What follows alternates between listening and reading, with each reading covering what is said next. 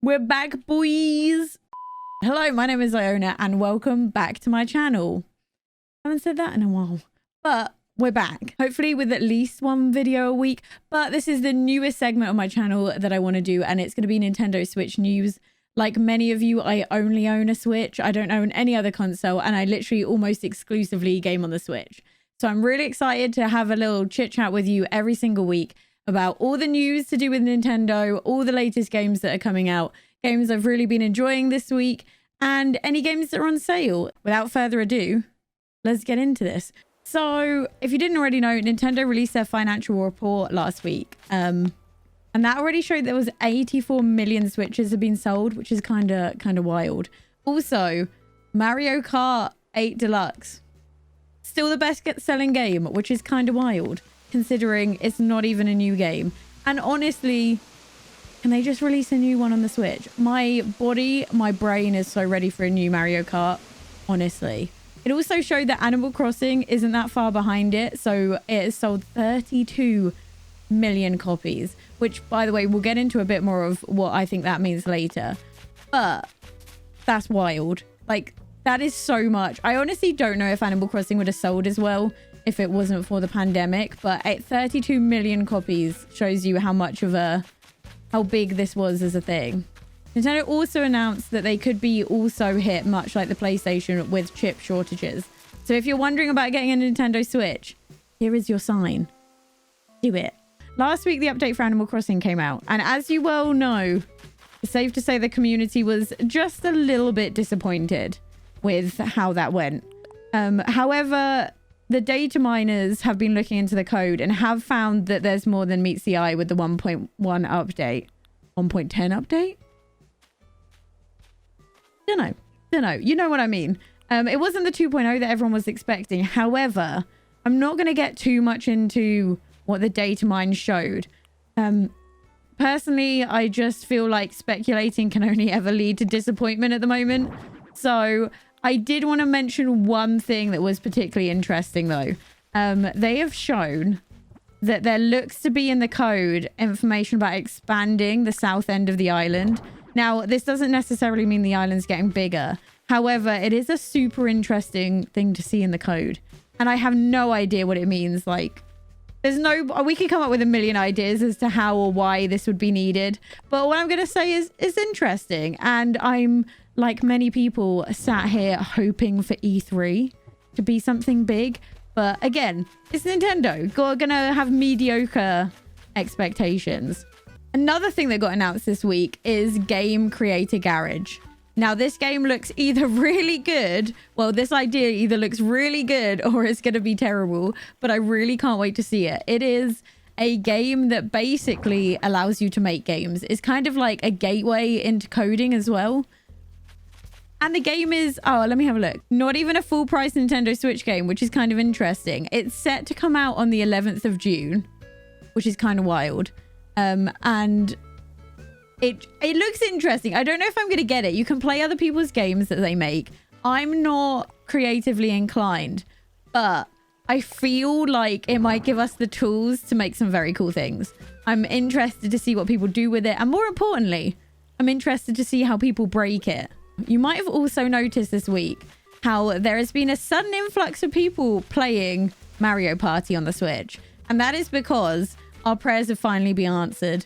And you can finally, after all this time of waiting, play Mario Party online with friends. I honestly can't believe it took this long, considering the amount of copies sold. So with this update, there's no new boards or mini games. It is just the ability to play online with friends. But I honestly feel like this has brought in a breath of fresh air with this game. It was very much a game I thought Nintendo had forgotten about and was underloved. So I'm pretty excited to play it with friends online, especially when you can't go see said friends. I do wish this had come out, like, I don't know, a year ago when lockdown started. But anyway, another thing of interest is recently a demo for Miitopia came out. If you don't know, Miitopia is a game set to release at the end of this month, I believe. And honestly, I wasn't all that enamored when I heard the game. I was like, it'll be fine. I don't think I'll pick it up. And then I did what I shouldn't have done, which is played the demo. And I just want to say the demo is actually rather long. I played, I think, an hour and a half of it. No indication that it was going to end anytime soon. And also, it gives you the opportunity to make Miis. And I was just hit in the face with a wave of nostalgia. It was incredible. I was very much a fan. And I would say the gameplay is so much fun. I was not expecting to enjoy it that much. And unfortunately, the demo was so good. I think I'm going to be buying it. I don't want to. Like, my bank account doesn't want me to, but I had such a blast playing it. I definitely recommend playing the demo if you haven't already. You're going to get a good couple of hours, if not more, out of the demo because I haven't finished it yet. And it genuinely might be a good seller and a good game. So I'm looking forward to the full release so I can check out what more there is to it. But if you love making Miis and seeing those Miis roleplay in various situations, I'm sure you'll love Miitopia. So this week, there's been a number of different games that are released. I think the biggest one to touch on is Pokemon Snap. I know a lot of people were put off on the price, and I was too. I was wondering how much gameplay there was going to be for your money. I genuinely believe... I genuinely love the game. I love the game. The animation style is something I hope the future mainline Pokemon franchises take from. It was so good. I love the feel of the game. Like, the game's so much fun. I love watching people play it. I've loved playing it. Honestly, the animation is incredible. The gameplay is so smooth. There's even voice acting in it, which I haven't seen in my time playing Pokemon. I know it was in some of the earlier Pokemon games. But I will say there are a few downsides to the game that might put you off. It can feel a bit grindy at times. You need to level up the courses that you're playing to unlock more routes through and things like that. So at times it can feel like you're playing the same course over and over again. However, it is made up for by the Pokemon being so cute. Their animation being so... Like, honestly, they behave differently depending on which Pokemon it is. And it's just everything. And the other downside, I'd say, is if you are someone like me who gets pretty motion sick by playing some games, I have found that, unfortunately, this game can sometimes make me feel sick. So I would say if you're someone who is prone to feeling sick in video games from a lot of twisting and turning, to just check it out. See how badly you're affected by it before you play it. I tend to play it in small bursts to make sure that I don't feel too sick. Another game that's recently come out is Turnip Boy Commits Tax Evasion. Now, I haven't picked this up, but I'm genuinely thinking about it because it's only £13 and we know I'm a sucker for any cute game. You literally play as a turnip who needs to pay off their tax evasion debt. And it's a 2D adventure game, and it looks so cute. It's kind of, I've heard it's kind of Zelda-y in the fact that you have like dungeons with puzzles you need to solve, and then you face a boss battle. Temptation is real. Temptation is real.